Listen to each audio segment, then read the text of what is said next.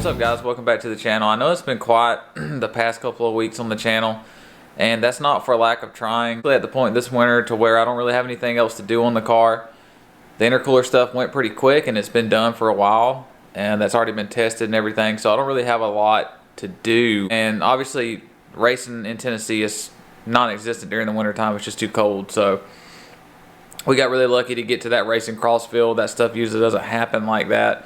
We were hoping to go to the racetrack this last Sunday, Music City, but unfortunately it rained and then it was cold on race day and they canceled the event. So this weekend isn't looking any better, so we're probably not going to get out and race this weekend. But I wanted to give you guys an update at least, so you're not left hanging for 3 weeks before I put up another video. And also I figured this would be a good time to plug the 2 Valve Gang stickers that I promised you guys a couple of videos ago. I asked how many guys would be interested in one of these 2 Valve Gang stickers. I got a little bit of interest, so we put a little effort into them, and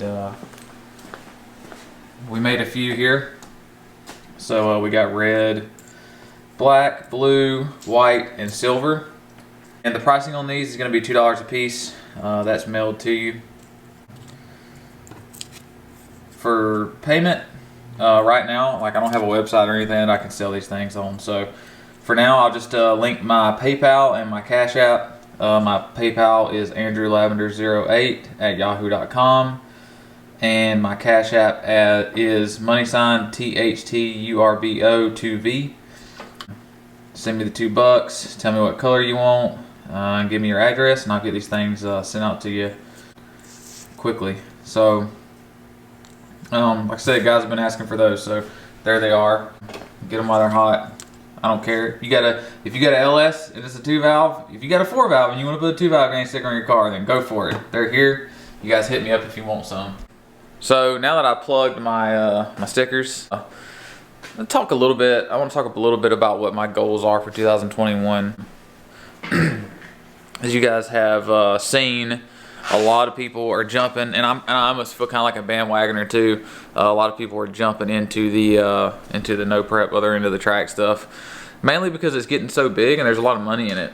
And you can't really find racing with that much money in it, in radio racing or any kind of other types of racing. And another good thing about the other end of the track stuff is you're not pushing your car as hard because you can obviously only put down so much power.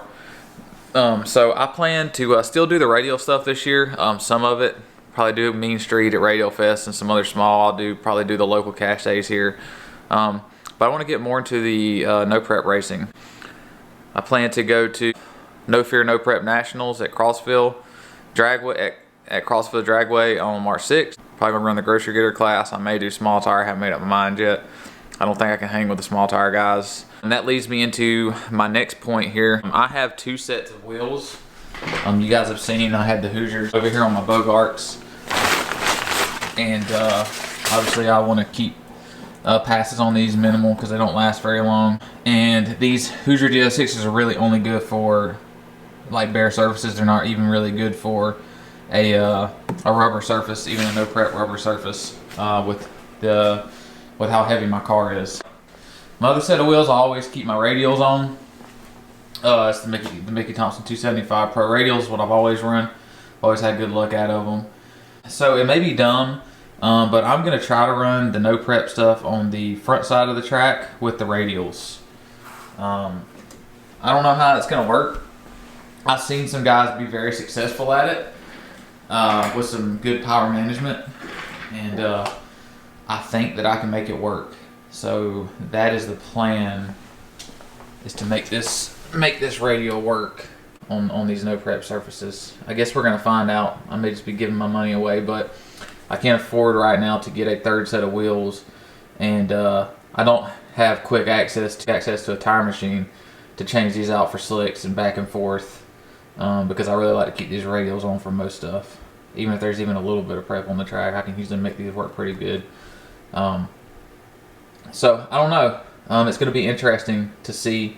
I think it's not going to be easy. I think it's going to take a lot of time and a lot of tuning and figuring out what works, but I think I can make it happen. I think with the way the weight distribution has changed on the car worked pretty decent on marginally prepped tracks before, and I do understand that there's different levels of no prep. You have some no prep where basically nothing happens to the track, and you have some no prep where people go out and scrape the track bare. So you just never really know, and you have to know how to tune the car for each one of those conditions and change your setups. And I just ain't sure if the radial is there on all of those types of surfaces, but I'm going to try it out nonetheless.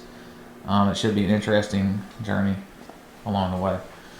But that's the plan. Hit up as many no prep races as we can. I'm going to hit up some other side of the track stuff.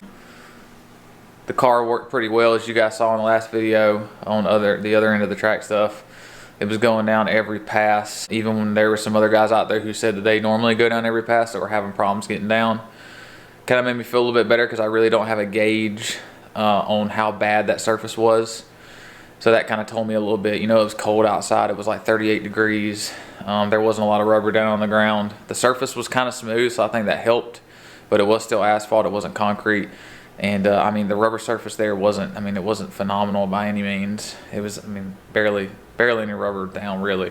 There wasn't really any thick rubber down. So I've definitely seen some other end of the track stuff that had way more rubber down than what Crossfield did during that last outing. So I think I kind of may have stumbled onto something that works pretty well.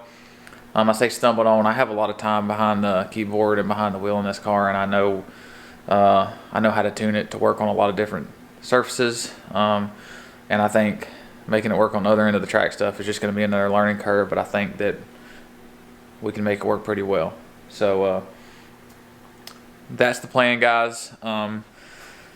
That's really all I got. I mean, I don't have anything else to really blabber on about. That's just a quick update. Nothing's changed with the car. I mean, it's just sitting here in the garage. It's freaking freezing outside. It's just in here waiting for some good weather. Hopefully we get out and I'm able to test on something. I'd like to go test on Music City before Crossfield. I feel like that's kind of close to a no prep. After a couple of rounds down that track, it gets pretty bad. So I don't know. We'll see. But yeah, that's going to be it for now, guys. Don't forget, grab some of those 2x Gang stickers if you want them. Hit me up. I'll get them sent out to you ASAP. Yep, quick update. That's about it, guys. Hope you enjoyed it. I'll see you in the next one.